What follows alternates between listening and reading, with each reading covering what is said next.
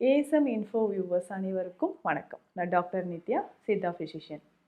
சர்க்கரை நோய் இருக்கிறவங்க நம்ம இனிப்பை தவிர்த்து வேறு என்னங்க சேர்த்துக்கலாம்? முக்கியமாக நிறைய பேருக்கு இருக்கக்கூடிய ஒரு டவுட் என்னென்னா, தேன் சாப்பிடலாமா?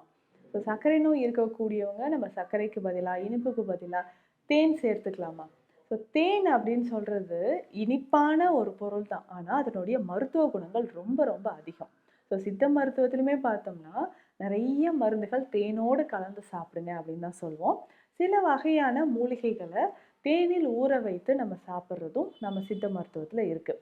இது வந்து தேனூறல் அப்படின்னு சொல்லுவாங்க. நெல்லிக்காய் தேனூறல், இஞ்சி தேனூறல், பூண்டு தேனூறல், இந்த மாதிரி வேப்பம்பூ தேனூறல், இந்த மாதிரி நிறைய மூலிகைகளை தேனில் ஊற வைத்து சாப்பிடும்போது அதனோட பலன்கள் நமக்கு அதிகமாகவே கிடைக்கும். தேனுக்குமே தனியாக நம்ம வந்து குழந்தை பருவத்திலிருந்து இதை நம்ம பயன்படுத்தலாம்.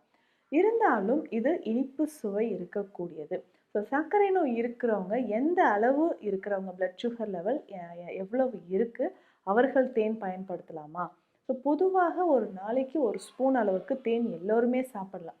ஆனால் இந்த தேன் அப்படின்னு சொல்கிற இந்த விஷயம் சர்க்கரை நோயாளிகளுக்கு, முக்கியமாக சுகர் லெவல் எனக்கு வந்து அபவ் 200 இருக்குன்னா அதை தவிர்க்கிறது ரொம்ப ரொம்ப நல்லது.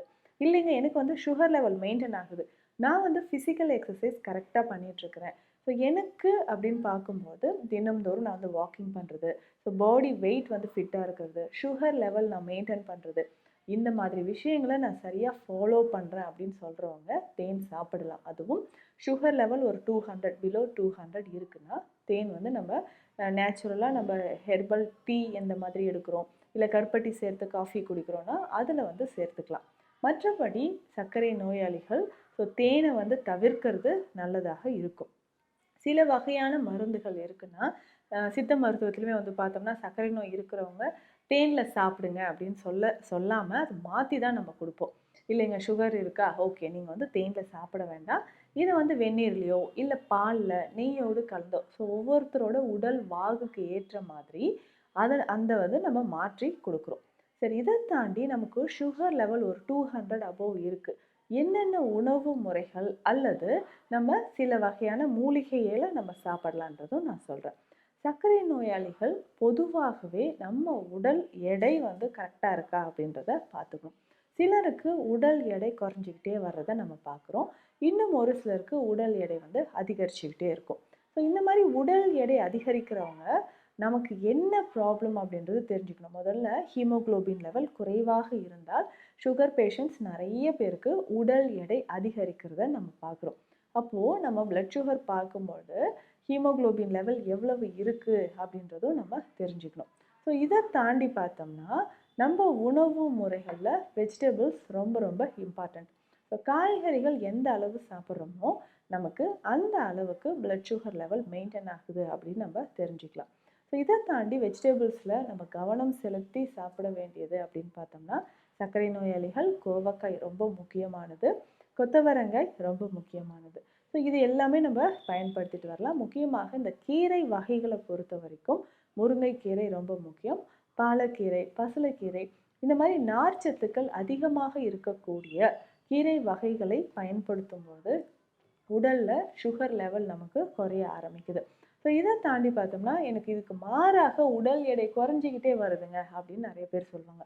வாதம் தொடர்பாகவோ அல்லது பித்தம் தொடர்பாகவோ வரக்கூடிய சர்க்கரை நோயில தான் நமக்கு என்ன ஆகும்னா உடல் எடை குறைச்சிக்கிட்டே வரும். அதுவும் உடல் உஷ்ணம் அதிகமாக இருக்கக்கூடிய நபர்கள், பித்தம் அதிகரித்து இருந்து அவர்களுக்கு சர்க்கரை நோய் இருந்ததுன்னா உடல் எடை குறைஞ்சிக்கிட்டே வர்றதை நம்ம பார்க்க முடியுது. அதை தாண்டி இதுவே பெண்களுக்கு வந்து இந்த சுகர் இருந்துச்சுன்னா ஸோ அதிகமான ஒயிட் டிஸ்சார்ஜ் இருக்கிற பிரச்சனையும் நிறைய பேருக்கு இருக்குது. ஸோ இந்த மாதிரியான நிறைய பிரச்சனைகள் உடலில் இருக்கும்போது அதற்கான உணவு முறைகள் நம்ம வந்து கரெக்டாக ஃபாலோ பண்ணிக்கணும். ஸோ உடல் உஷ்ணம் அதிகரித்து இருக்கக்கூடிய நபர்களுக்கு சர்க்கரை நோய் இருந்துச்சுன்னா ஒரு சிலருக்கு உடல் எடை குறையவும் வாய்ப்பு இருக்குது. இதற்கான மருந்து முறைகள் அப்படின்னு பார்க்கும்போது சித்த மருத்துவத்தை பொறுத்த வரைக்கும் நம்ம பயன்படுத்தக்கூடிய சில வகையான மருந்துகள் இருக்குது.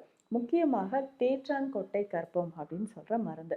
ஸோ இந்த தேற்றான் கொட்டை கற்பம் நம்ம பயன்படுத்தும் போது கொஞ்சம் கொஞ்சமாக நம்ம உடலில் இருக்கக்கூடிய சர்க்கரை அளவானது குறைய ஆரம்பிக்கும். பொதுவாகவே தேற்றான் கொட்டை அப்படின்னு சொல்கிறது உடல் எடை அதிகரிக்க நம்ம பயன்படுத்தக்கூடிய ஒரு விஷயமா இருக்குது. ஸோ ஸோ குழந்தைகள்லேருந்து பெரியவர்கள் வரைக்கும் இந்த தேற்றான் கொட்டையை நம்ம பயன்படுத்தும் பொழுது உடல் எடையானது நமக்கு அதிகரிக்க ஆரம்பிக்கும். உடலில் வந்து ஸ்டாமினா நல்லாவே பூஸ்டப் ஆகுது அப்படின்னு சொல்லலாம்.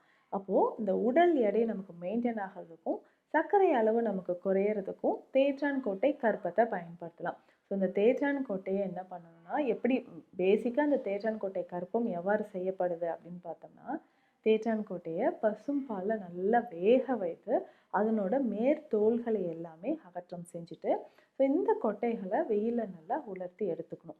ஸோ உலர்த்தி எடுத்துட்டு இதை வந்து நல்லா பவுடர் ஃபார்மில் நம்ம கொண்டு வரணும். ஸோ பவுடர் ஃபார்மில் கொண்டு வந்ததுக்கு பிறகு நம்ம என்ன பண்ணோம்னா, நாவல் இலைச்சாறு, நாவல் மரத்தோட இலை சாறு இருக்கு இல்லைங்களா, அந்த சாறில் இந்த தேற்றான் கொட்டை பொடியை நல்லா கலந்து வெயிலில் வைக்கணும். ஸோ இந்த மாதிரி 3 முறை இந்த சாறு விட்டு கலந்து வெயிலில் வச்சு எடுத்து இதை நம்ம பயன்படுத்தும் போது எப்படி இதை பயன்படுத்தலாம் அப்படின்றத நான் சொல்கிறேன். ஸோ இந்த ஒரு மருந்து நமக்கு என்ன ஆகும்னா, உடலில் பல வருஷமாக இருக்கக்கூடிய சர்க்கரை நோய் அளவை வந்து நமக்கு குறைக்க ஆரம்பிக்குது.